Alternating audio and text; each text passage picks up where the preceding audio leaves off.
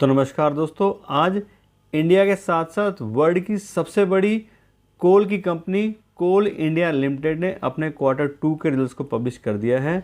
और यहाँ पे चेक करें नंबर्स, तो कंपनी ने क्वार्टर बेस पे देखें तो उसमें कंपनी ने कुछ खास परफॉर्म नहीं किया है। कंपनी के रेवेन्यू और मार्जिन साथ साथ प्रॉफिट भी कम हुआ है। लेकिन ईयर ऑन ईयर बेस पे चेक करें तो उसमें कंपनी के रेवेन्यूज़ और साथ साथ ऑपरेटिंग प्रॉफिट मार्जिन भी इंक्रीज़ हुआ है। और अब हम चेक करते हैं कंपनी के नंबर्स। और इस क्वार्टर में कंपनी के रेवेन्यू आए हैं 29,838 करोड़ रुपए, जबकि पिछले क्वार्टर में 35,092 करोड़ थे।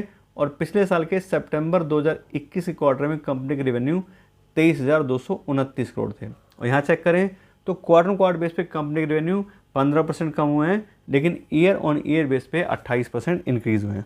उसके बाद बात करें कंपनी के ऑपरेटिंग प्रॉफिट की, तो इस क्वार्टर में कंपनी का ऑपरेटिंग प्रॉफिट आया है 7,280 करोड़ रुपये, जबकि पिछले क्वार्टर में 12,227 करोड़ था।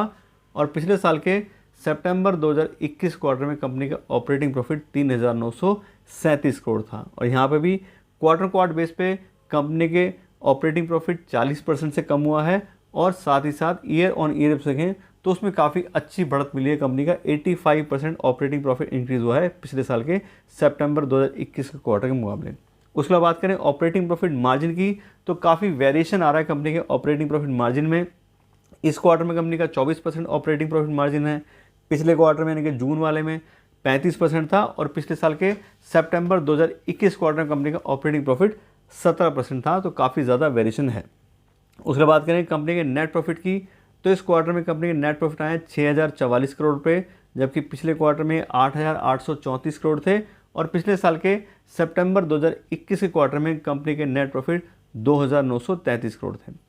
यहाँ देखें तो क्वार्टर बेस पे कंपनी का नेट प्रॉफिट 32% कम हुआ है, लेकिन ईयर ऑन ईयर बेस पे देखें तो 106% कंपनी का नेट प्रॉफिट इंक्रीज़ हुआ है। ऐसी बात करें कंपनी के अर्निंग पर शेयर की, तो इस क्वार्टर में कंपनी की अर्निंग पर शेयर आ रही है 9.81 की, जबकि पिछले क्वार्टर में 14.36 थी। और पिछले साल के सितंबर 2021 क्वार्टर में कंपनी की अर्निंग पर शेयर 4.70 थी।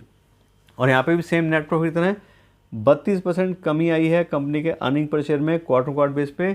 लेकिन ईयर ऑन ईयर से देखें तो उसमें अर्निंग पर शेयर 106% से इंक्रीज़ हुई है, यानी कि डबल से भी ज़्यादा अर्निंग पर शेयर इस क्वार्टर में आ रही है ईयर ऑन ईयर बेसिस हिसाब से।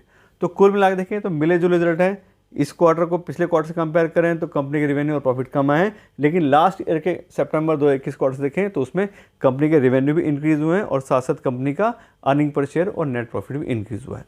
और अब हम बात करते हैं कंपनी के शेयर प्राइस की और वैल्यूएशन की, और साथ साथ हमारे इन्वेस्टमेंट डिसीजन की कि इन रिजल्ट्स को देख के हमें अपने इन्वेस्टमेंट डिसीजन में क्या चेंजेस करने चाहिए, क्या हमने पैसा इन्वेस्ट किया हुआ है तो क्या करें, या अगर हम पैसा इन्वेस्ट करना चाह रहे हैं तो हम क्या करें। तो आप बता दें कोल इंडिया की बात करें तो सबसे बड़ी कंपनी है इंडिया में कोयला प्रोडक्शन की, और साथ साथ पूरे वर्ल्ड की भी इकलौती सबसे बड़ी कंपनी है जो एक एंटिटी में इतना सारा कोल प्रोडक्शन करती है। तो कंपनी बहुत अच्छी है, पूरी गवर्नमेंट का सपोर्ट है और काफ़ी सारे जो है एक्सक्लूसिव लाइसेंस कंपनी के पास ही हैं। तो कंपनी बहुत अच्छी है। और साथ साथ हम बात करें प्राइस की, तो आज की जगह कंपनी का जो शेयर प्राइस है वो है 250 रुपये पर शेयर का, और कंपनी की पी बाई रेशो 7 की आ रही है, बहुत ही लो पी बाई पे मिल रही है। और साथ साथ कंपनी को हमने डिस्काउंटेड कैश फ्लो एनालिसिस के हिसाब से हमने चेक किया है, तो उस हिसाब से कंपनी हाईली अंडर वैल्यूड है, यानी कंपनी अपनी 50% से भी कहीं ज़्यादा कम प्राइस में मिल रही है जितना कंपनी फ्री कैश फ्लो कमाती है। तो कंपनी तो बहुत अच्छी है। हाँ, ये क्वार्टर थोड़ा मिक्स आ गया है, तो इतना हमें ज़्यादा घबराने की ज़रूरत नहीं है। अगर हमने पैसा इन्वेस्ट किया है और लॉन्ग टाइम के लिए रखा है तो बिल्कुल कोई दिक्कत ही नहीं है। कंपनी डिविडेंड भी अच्छा पे करती है, और आज भी कंपनी ने 15 रुपये का पहला इंटरिम डिविडेंड भी डिक्लेयर किया है अपने इन्वेस्टर्स के लिए, तो वो भी काफ़ी अच्छी न्यूज़ है। तो लॉन्ग टर्म के लिए कंपनी अच्छी है, कोई दिक्कत नहीं है। इन्वेस्ट किया तो बिल्कुल इन्वेस्टर रहिए। और अगर आप नया पैसा भी इन्वेस्ट करना चाह रहे हैं तो भी आप देख रहे हो कंपनी 50% से कम प्राइस में मिल रही है, पी बाई बहुत लो है और बहुत ही अच्छी कंपनी है।